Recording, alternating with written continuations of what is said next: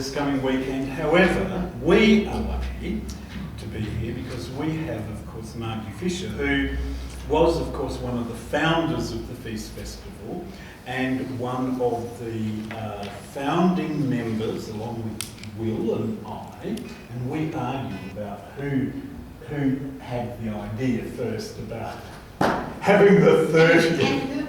And who else was there? Well, we'll come to that. Right? Yes. So tonight, Margie's going to be asking some questions, and this is why she called her talk, although she's in Melbourne. No, I didn't. Called Pride Marches On. I like that, don't you? Yes. Because perhaps the question mark. Well, I mean, we need to. Well, the committee's downsized, and they need some help. And from the early days. But don't worry, I'm not asking you to join. Everyone You can if you want to. Oh, okay. We need some more guys on there. So, would you please welcome the indefatigable Margie Fischer?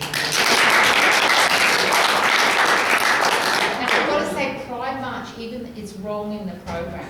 Pride March is not produced by Feast. No. So Pride March is its own thing. Yeah, so that's important. Is that even sponsored by, sort of sponsored by Feast? Or? No. Not Feast can't sponsor anything. It's trying to get sponsorship for things. Yeah, no. Pride March has always been separate. Yeah. Okay, so first of all, Ian's made a short film.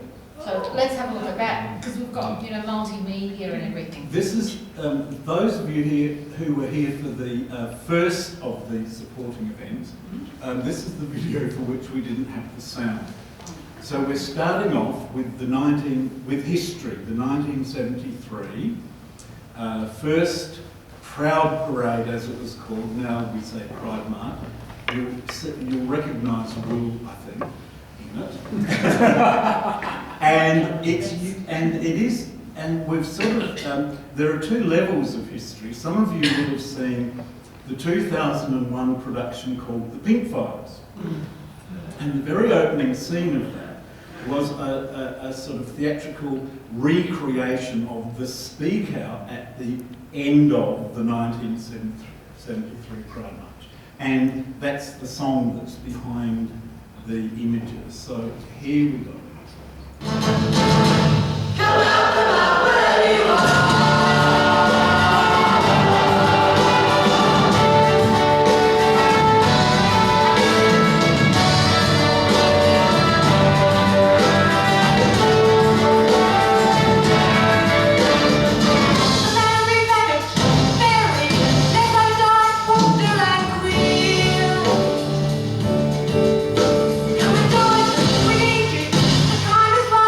Places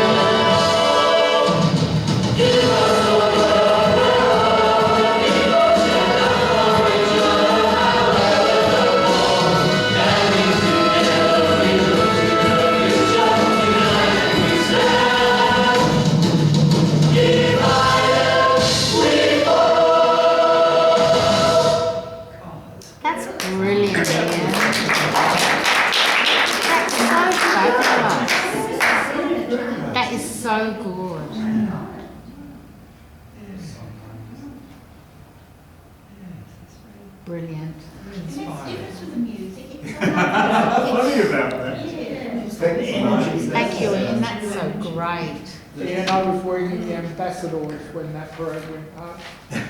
What In the did coal you hole. think? You weren't the person who ran into the opposite street so you wouldn't be seen. No. One of the, Queen bar downstairs. The coal Okay. hole or the... Oh, yes, downstairs. So what did you think when you saw it go past? Well, I couldn't see anything, Maggie, because I was downstairs in the Oh, coal hole. so you couldn't last see night. it. And or the snake pit or the corridor bar. Was anybody, so Will was there, was anyone else on that march? Well, Julius Matthews, of course, was Yeah, at the yeah. opening. Yeah. Did you find out who that woman was? The other woman you didn't know? Not gender. Oh, the closer. Gender. Yes, Was well, what? it was. Was that the We noticed that he had an Adam's apple. No.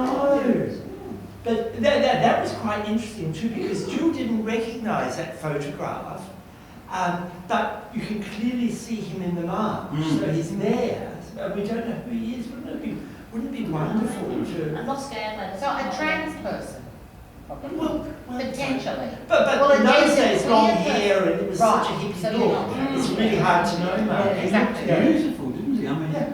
I didn't spot the Adam's apple. That's It what was we wanted to literally do. saw I'm it. sure it was a pleasure. Yeah, but So you must have been just barely 16 or 17 at the march, weren't you? Oh, 1974. Okay, moving on. okay, that's Okay, so- thank you. So I'm gonna talk a bit and pose some questions that I'm interested in and you'll be interested in. But so first of all, I didn't get to Adelaide until 1983. So I missed all this, and I came from Sydney. So I was really interested. I'm really interested in. So the first Pride March was in 1973. In 1975, South Australia decriminalised homosexuality, and the second Pride Year March was 30 years later, in 2003. So I'm interested in why. Why was there a gap? So, and that's what I want you to talk about in a minute. So just a bit of background. So when I arrived in Adelaide, I was a performer and I was in a tour, so I came here several years before I moved here, and it was an accident that I even lived here. I didn't mean to live here at all. So what I noticed, well, from New South Wales, the Don Dunstan era in South Australia, loads of artists were moving to South Australia. And So- academics. Yeah, well, interesting. So when I got here, I was a performer, and I couldn't believe there was a Women's Studies Resource Centre. I couldn't believe there was one. There was a Women's Information Switchboard in this building. There was all these feminist lesbians in positions of power. Yep. And I just was in heaven. I mean, really, it was extraordinarily different to Sydney. Also, there were cappuccinos in hotels, which, because I didn't drink, so, you know, the fact that you could have a cappuccino. So the whole sort of outdoor cafe culture, the Adelaide Arts Festival was absolutely stunning. Troupe theatre was in its heyday. So I just thought this was a fabulous sort of oasis compared to Sydney. And and I think that's a clue to why there'd never been a Pride March, because you just had it so good, basically, by the time I got here, anyway. So I just want you to, so the women's, there was a women's advisor as well, never heard of that either. So it was Was it Deb still? no, but she had been it. And because I wasn't at that point interested in gay men, I was, but I did begin to, my interest in gay men began in 1995, where I took it upon myself to study gay men, and I have been studying them ever since. But so I just thought it would be interesting for you all to talk about, like, why was there a gap, and why do you think there wasn't? Because there still wasn't a queer festival until 1997. So, want to talk about why? Like, why did this happen that you had a Pride March and then, like, I know, yeah. Margie, probably a question that you can answer better than most is that why did it take Feast from 1997 to 2003 to actually, or for that, because I was on the Pride March committee for 2003, 4, or somewhere around there, 5, I'm not sure if I was still there at 5. But I sort of wonder why we didn't have a Pride March from 97. Okay, well this is an example of how everybody thinks Feast should be doing everything. So Yes. when we started Feast, we were trying to start a festival, not a Pride March. Yes. So our thing was to have a lesbian and gay at that point cultural festival. But don't you think that in 97, that's probably leads into my next point, in 97, the thing that the media caught up on was, oh, this is going to be another Sydney Mardi Gras with gay men hanging their bums out from Feast. Well, that's because, and there was sort of like a sensitivity on the part of the community to prove that we weren't that.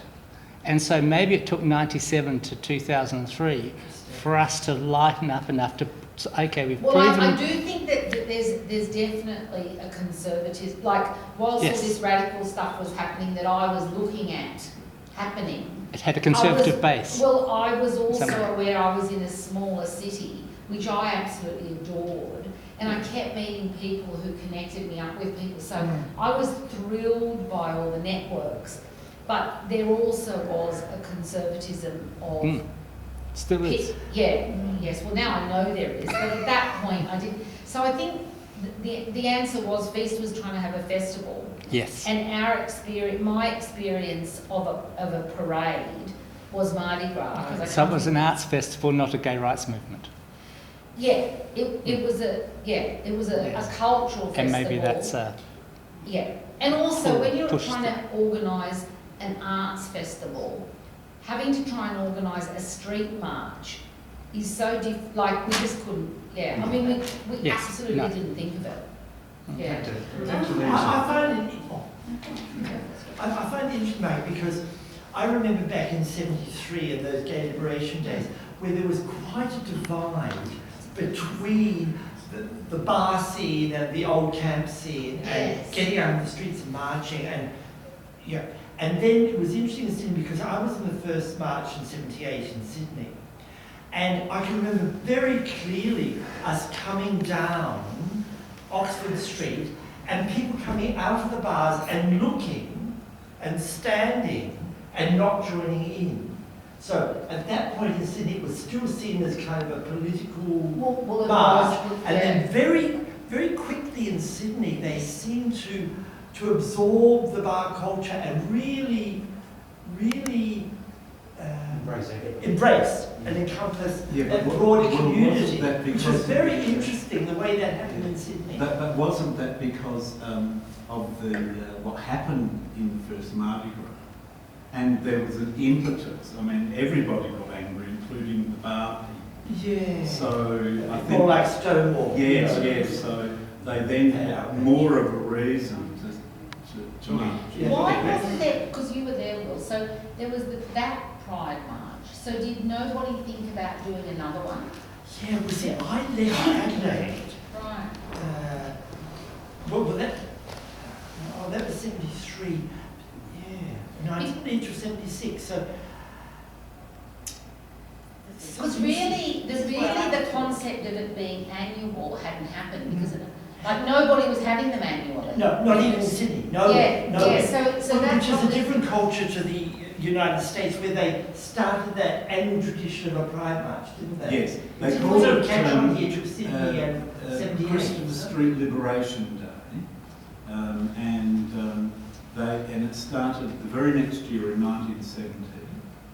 They continued that. And it was annual? And it was, yes, and it's been annual ever since. And it was in memory of and it's always the last weekend in June because it's the anniversary of the Stonewall riots. Yeah. Well, they had, I mean, from the history of the Stonewall riots, it was also more confronting and more, it was just more to have another march about. You know, it was very, very serious. Well, I think what happened was that the liberation groups, so the Gay Liberation Front started up very quickly, and like that actually spread around the states, the whole idea of gay liberation, very, very quickly. So within a few years, you know, in all the major cities, Los Angeles, San Francisco, whatever, they were also having marches. And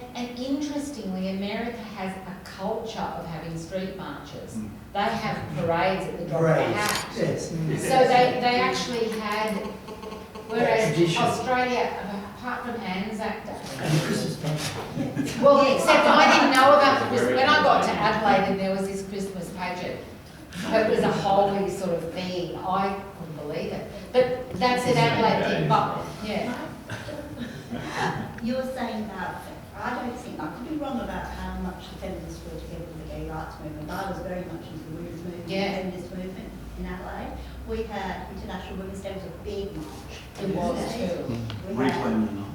Reclaim the Night march, Yeah. we had a candlelight march, that was a big march, loads of lesbians, it was a lesbian march a lot of the time. And I don't know, so I don't know, I knew gay men, the gay men I knew were political. it was like, well, not night, it was in the house party scene, so I was involved. So the radical people I knew were in the women's movement, the gay men I knew were radical, they were still friends I've got now at house parties. When do you remember the first, so what date were we talking, because all that was happening in 1983. Late 70s, early Right. 80s. Yeah. We had a big International Women's Day every year, Thursday Town Hall, Woodville Town Hall. And that's where the radical women, lesbian women's energies were in that. Yeah, so there wasn't Yes. a coalition. Yeah. There was also a case in the 80s, people were, when they were marching, they were candlelight marching for things. Well, that happened We as felt well. like we didn't have so much to celebrate at that time. Yeah, well, that's a really important And point. also the 80s were the period of, you know, when lesbians and gay men went their separate ways. Yes. It was the late 80s, in fact it was about 1988 when the gay Mardi Gras became the gay and lesbian Mardi Yeah. Gras. Yeah. Here, the gay counselling service became the gay and lesbian counselling service. And when we started Gay Community Action, the very next, at the end of 1990, we had our first AGM, and there were lots of women there, and so we renamed it Lesbian and Gay Community Action. Yeah. So that Oh, was there's when, some of the answers. yeah, so it was actually a bit early, because you were talking about 95. I remember you coming to a candlelight vigil when a chap called David Saint was bashed and killed in on South Terrace. Does anybody else? 1990? It was 1991, 91. and we had a candlelight vigil, and Vitals turned up. You were there. Yeah, well, I was, you know, I didn't have anything to do with it. Okay. But I was concentrating on women. Yeah. Yeah, Margie, another thing too, you talk about America having that, US having that tradition of street parades Yeah. and so on. See, well in Sydney there was nothing from 73 until 78. So there was Oh, so they that didn't- hiatus then as well, and I don't quite know why They in didn't make 78. gay law reform. They didn't, like we got gay law reform so we could sit back and relax. Yeah. Yeah. The other thing I think that was, I mean, they're all really interesting. It's good because it's getting recorded, isn't it, what we're talking about? Hopefully. The other thing that I think Adelaide had going for it was that there was an arts festival and a so there was a time of year where it was, you know, being artistic and people were out and about, and so there was a sort of festive celebration thing already. And also you were famed for it as well. Fringe Writers Week. yeah. Yeah, well, all that was nobody else had those things then. So that was mainstream culture, but there was always a camp or gay element. Yes. But don't forget. So did you have other events at Yeah. that time? Yes, Oh. the bar scene in Adelaide was at its peak in the 1980s. It was absolutely massive, Oh. wasn't it? The clubs and bars, the numbers that opened and closed throughout the 80s. Mm. There were also big groups still operating, like the 1346 Yes. Club, Oh, that was a marvel. the SAGSA. We should just explain, because you're new, to explain about the 1346 Club. That's It was fascinating. a group of people. Oh, you know about? No. Okay, they were. It actually started in the late 70s. It was people who lived in two houses in the same street, one at number 13 and one at number 46. So that's what they called it, the 1346 Club. And they just organised major events like parties. Really? Queen's birthday picnic, balls, remember? That was a hoot. They had trips on the Port River on Yes, the that was good too, ship. cruising down the river. And how many people would be involved in Oh, that? well, hundreds went. They were huge. There was a committee of 10 people, basically. Yes. Yeah. And there was the precursor of Team Adelaide, I mean, Brian was called the South Australian Gay Sports and Arts Association. And they would have a big cabaret every year. Where did which they was- have it? Oh, different venues. Yes. Right. It was huge, like the numbers who went, it was hugely popular. So there was a bar scene that was very lively, and then Yes. you did have annual events that were run by community organisations. Or even more than annual events. I mean, Yeah. these And what groups- date was that? They were in the 1980s. So meanwhile, the lesbians, Well, Golden Club's 89, I think. I'm just yeah, reading the now. lesbians The Golden were not as Exactly. around, well, the political lesbians weren't hanging around in that scene, I don't Nah, think. not Golden Club, no, it was very good fair. Very good fair, it wasn't. And I think Brian mentioned that in actual fact, what seemed to happen in Adelaide is that because we got gay law reform fairly easily, you know, we didn't, You didn't need to do anything else. yes, and then in 1984 we had the Equal Opportunity Act Yes. changed to include sexuality as grounds on anti-discrimination. And so That's why. there was sort of at that stage nothing to march for. Well, and that's what my theory is, that there was nothing to Yeah, march for. except as Brian said, it was the, you know, from the mid-80s onwards, the gay community was consumed naturally by the advent of AIDS. And that brought people together. And that's what out of Yeah. necessity. Yeah. I mean, that's what I read historically. Yeah, in yeah. America Anyway. Yeah. And in fact, that lesbian gay community action started because there were other issues. I mean, AIDS was really important and that was Yeah. being taken care of. But at the same time, what started was that there was a police blitz on the beats. Yeah. And so LGCA started as what we wanted to do was communicate with the police and establish better relationships. And educate them too. Yes, we Yeah. tried. So also around that time, which leads to the end of what I'm going to talk about, or we're going to talk about, then the AIDS Council started. So you then started to have, so you had a community organisation, which was the Gay and Lesbian Counselling Service. Yes. Then you had the AIDS Council because of AIDS. So you started to have community organisations that were funded to be there, which they hadn't been before. Yeah. In fact, GLCS got the first government funding for AIDS education for gay men because it was an incorporated body. Yeah. Right. And in actual fact, they got the money to set up a gay community centre, and that's why there's this sort of memory that people have called the AIDS Council was a sort of de facto Yeah. community centre because Well, when I got here, I thought it was.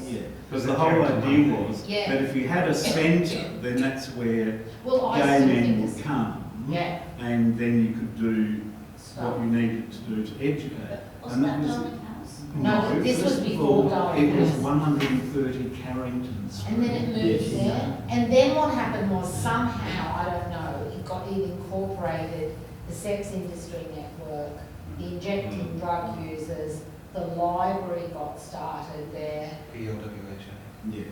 Yeah. Yeah. So you started to get the organisations, which is when Pride March started. Yeah. And then there was, I don't know when Second Story, but there was a sort of like health stuff as well in other places, bits of it. And there were women's health centres, Yeah. which is Yeah. where Jane worked. Yeah, Dale Street. Dale Street. So that was another So And one. the High Marsh Women's one was a really radical Yes, one. yes, But yes. that got defunded because So did the one at North Adelaide. The Well, they're all, women's the centre High Marsh there. one was very radical. We actually used, Sorry? I didn't used to do that. Which one? People, High Marsh one, one in Marsh, Mary oh, Street, yeah. High Marsh. yeah. That used to abuse children, used to sort of like, Yes, was it? abuse children from the hospital who was going to go home to abusive fathers used to disappear sometimes, and then others used to disappear into state. It was always women's shelters. It was, yeah, and there were women's It's very shelters. radical. So it was a very radical time. But also there was one of the things that LGCA did, of course, well, in actually it was GLCS, the first picnic, because Oh yes, this yes, the year first is picnic. number 25, had the first picnic in the park, and the first two were in Benighthan Park, so we're going back there, you see, back to the future. And then it was taken over by LGCA, and we had it at St Peter's River. Which is the first Yeah, So one. many fantastic. years. St. Peter's at the park. Yeah. But then, it, of course, as it became more commercial, when because LGCA folded in '97, and that group called UFO Yes. took Which over. is when I started to work with gay men. Yes. Okay. And they decided, they couldn't get the bar and everything because it was really difficult. So their very first one was in Elder Park, which was sort of reclaiming the biggest, Yes. most popular park. And then Rymore Park. Yes, and then Feast. And then they couldn't do it anymore. Yeah. So this is kind of digressing from Pride March, but it's all related. Yeah. So then, by this time, back to me, by this time I'd been so I was part of starting